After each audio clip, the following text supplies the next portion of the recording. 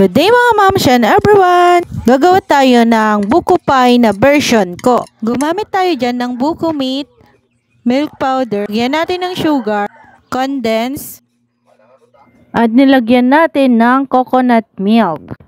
Tapos paghalo-haluin lang natin, mekas-mekas lang natin yan. Nilagyan ko rin pala ng cornstarch, nakalimutan kong ilagay ng huli na. Supposed to be dapat kinakanaw yan bago ilagay. Habang nagluluto, gawa tayo ng triangle form sa wrapper. Tapos i-check naman natin yung niluluto natin na buko. Kapag malapot na, hanguin na natin at palamigan onte. Tapos maglalagay na tayo sa triangle na wrapper. Tapos didikatan lang natin using yung harina na may tubig. Fast forward, ito na yung mga nagawa natin at ready na tayo magprito. Painit lang natin yung kawali at lagyan natin ng mantika. Start na tayo magprito.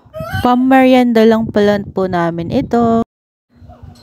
Pag nag-golden brown na, saka natin baliktarin at maluto na yung ating buko pie. And here's the finished product. Ito na yung pinakamagandang part kasi titikman na natin ang ating niluto. Nilagyan ka rin pala ng konting asukal.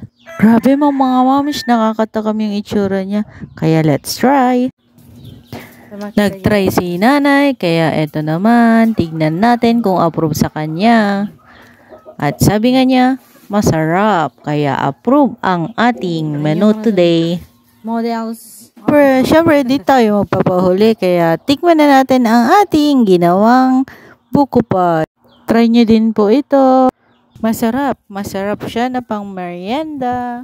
Yun lang po, thank you for watching, bye bye.